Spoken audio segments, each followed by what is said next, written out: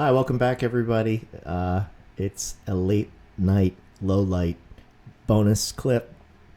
If you're interested, my most recent dream from last night, pretty bizarre and very representative of the bizarreness of my dreams. So I took some notes when I woke up this morning at about 8, and I'll be referring to them as I recall it for you. So I dreamt that my consciousness, my essence, was going to be transferred to a brand new body. But the weird part about it was the body, the new body, didn't look any different than I look like now. It was a human body. It wasn't a robot, so it wasn't like I was transferring to become like a cyborg or something. It was just a human body, a new body, but it was me, and I looked just the same. So I was no younger. There was no like seeming advantage in having this second body. So why this was necessary or a good idea, I have no idea. Very bizarre. And I was supposed to pick up the body at a big old shopping mall, old school shopping mall. And I was at one end of the mall, but sort of in my vision, in my third eye, I was aware that my new body was on the complete opposite other end of the mall. And actually, like sort of in my mind's eye, I could actually see the body wandering around the other end of the mall, like almost like a mindless drone. And let's see, I'm just reading these notes. Okay, yeah. So as I was watching my new body, it was like kind of almost like watching it on a security camera, even though it was all in my mind. And then things got dicey. From this same sort of security camera vision point of view, I suddenly became aware that there was an active shooter at the other end of the mall. And I could see that people were starting to panic and run towards the exit. So I could see this mass of people like sort of like overwhelming my new body. And I was thinking, oh my gosh, my new body's going to get trampled. And then I was thinking, well, what happens if it does? Does that affect me? Like if my new body dies before I get into my new body, am I going to die? Is my consciousness going to be lost if I wait too long to switch to the new body or whatever? It was just bizarre. And I also got the impression that the shooter was really more towards the other end or the middle of the mall, and that maybe my body just got knocked over and it would be fine. Though I wasn't entirely sure what would happen if the body got shot. And then I was aware that there was a SWAT team, there was a military presence, and they were about to jump in, and it seemed like it was all going to get resolved. There was a feeling among people there that we were on the exact opposite side of the mall, and by the time the SWAT team got in there, that they would have taken care of the problem. Then, for some reason, I was aware that I was with some people that I used to work with at my old job. Not a group of people that I was particularly close to, but there are a couple people who were at least like sort of reliable people. They would help in a situation even if they weren't your close friends, right? So I confided in this one old coworker of mine.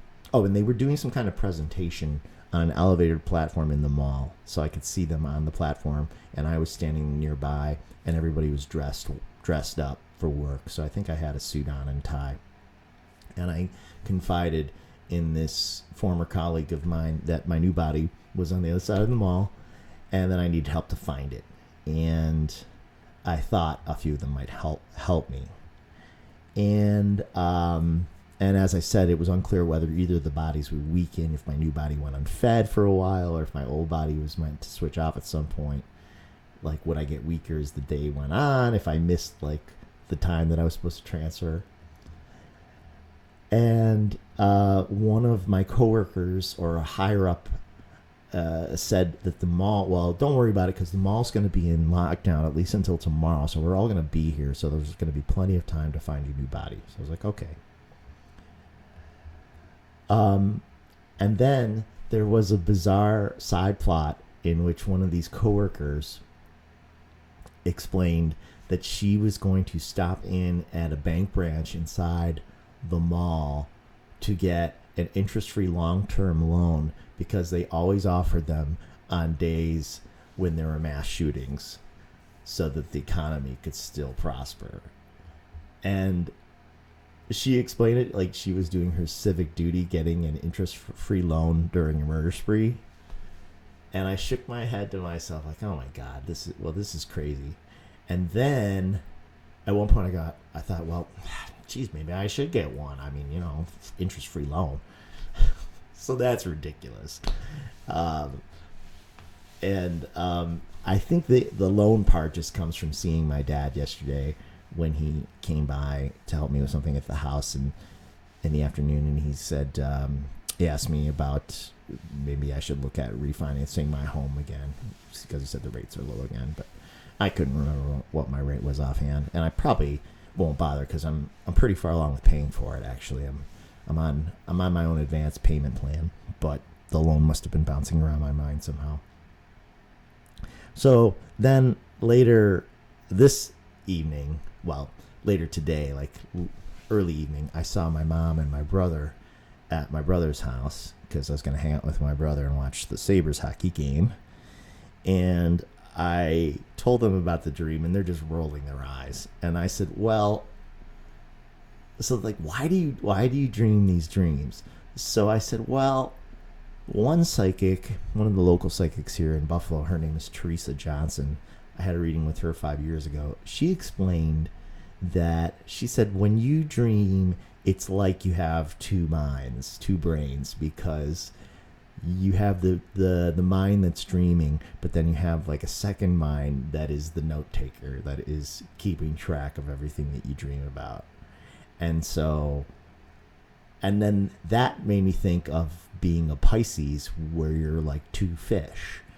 It's almost like being twins in one body or something. So I don't know if that's related. And I've also heard that Pisces are in the 12th house of the zodiac, which means we're supposed to be the last sign, like before we go back to source.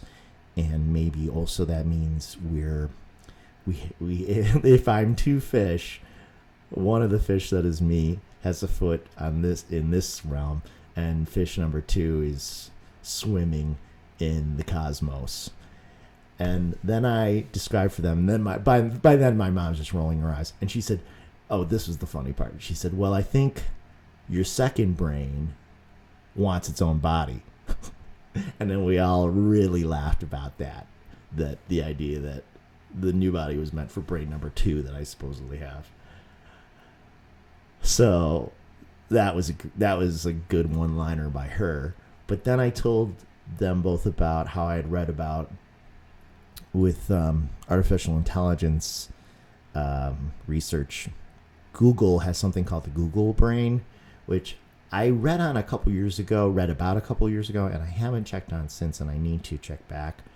But what it is it is an artificial intelligence, and all they do basically is feed it data and images and things. Like, they fed it all this imagery, like pictures of people and landscapes and animals and things. And Google Brain just sort of tosses them in the air and re-scrambles them and makes random combinations out of whatever information data it's given. So it creates these landscapes that look like alien planets because it's just randomizing different things that it's picking up.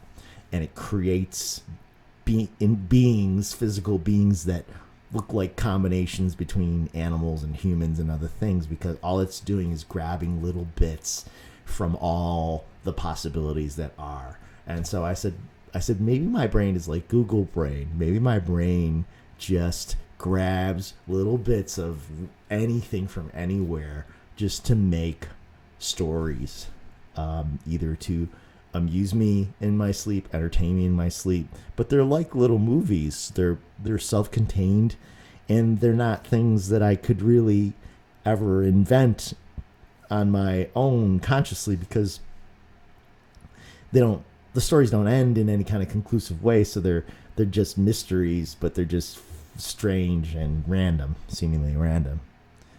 So that was our thought on my dreaming. But there's no doubt that there is some aspect of my dreaming that feels connected to the other side, simply because sometimes my dreams can be a little predictive, or sometimes they can be very predictive. I don't think this one is predictive. I certainly hope not, as far as another, like a mall shooting or something like that, God forbid. I really don't think so. Or else I think it would have felt different. It just felt like, again, just like watching a story. So that's my dream from last night's story. And I hope you find it amusing. It's definitely odd and very much in keeping with how I dream. So there you go. And see you again soon. I hope. Be well. Dream peacefully.